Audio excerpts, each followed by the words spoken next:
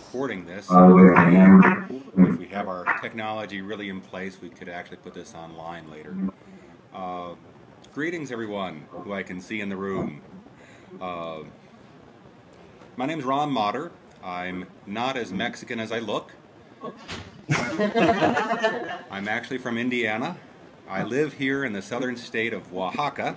Now, let me help you out here. We have some visual aids. We're going to use the Kiwi map of the world. So over here you are, way up at the top. And as we cross the Pacific, I'm over here in Mexico, in the Pacific state of Oaxaca. I created a website back in 1994 called Planeta, or Planet A for our Oceania and Canadian friends.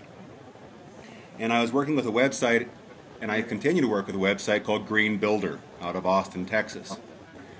My interest in all of this field comes from the standpoint of a person who's interested in development, who's interested in sustainability, and who is interested in quality environmental journalism. I took a little bit of a turn and started focusing more and more on ecotourism, and Planeta.com really is the global journal for practical ecotourism. Now we're going to be taking a look, and I believe Tom will have some photos to show you and some text to show you. I think it is imperative that we have proper documentation of our efforts towards sustainability. You know, to say something that I think would sound incorrect on World Environment Day, and by the way, over on this side of the ocean it still is World Environment Day, but I think we need to be thinking about the footprints we leave. And not to be cautious about all of the things that we're not doing, but to pay some attention and deep attention to the work that we are doing. And for those of us who work toward sustainability, who work toward environmental guardianship and the like, then I think we have a special obligation to make this evident, to make these actions public, and to make them as well documented as possible so that other people can follow. I'd also argue that the whole range of Web 2.0 tools, which allow us not just to receive and be a passive listener, but to actually engage in actions, are truly putting all of us at a critical transformation. Now, excuse me, this is actually fairly new to me. I'm not used to addressing people through this box.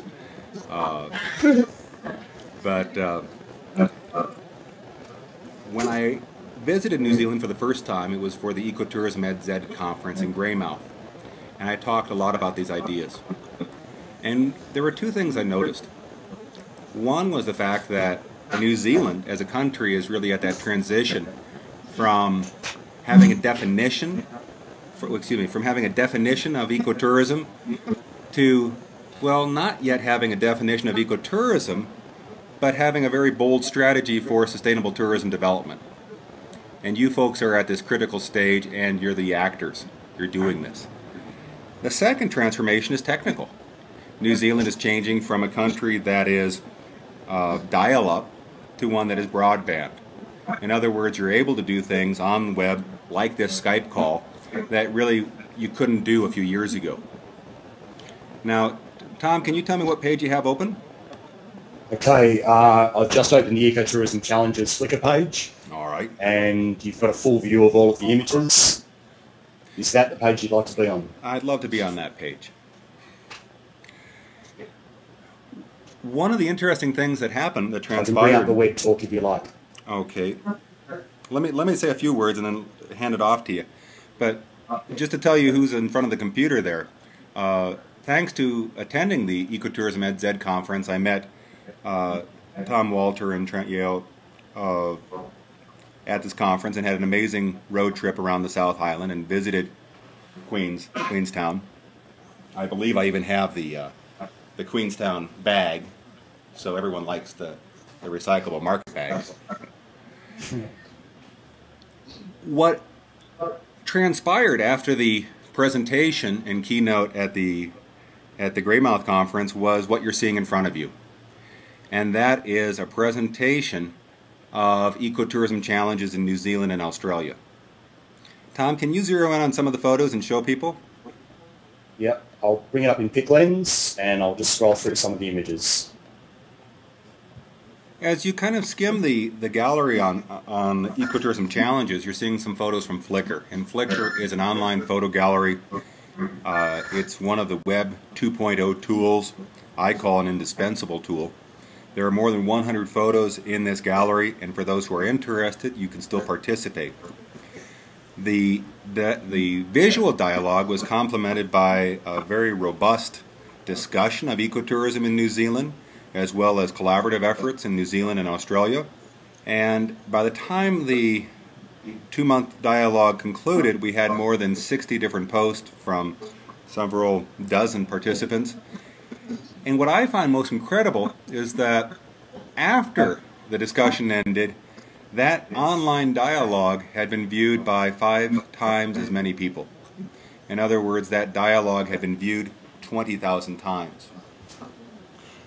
I say these issues are very critical because what we're seeing in New Zealand in particular are 2 approaches toward ecotourism development and interaction. I took note with David Kennedy's presentation that there are a lot of top-down and bottom-up strategies in place. And the question I have is, how are we going to connect them? Because it makes no sense if the actors on the ground are doing good works and they're not recognized by the federal government.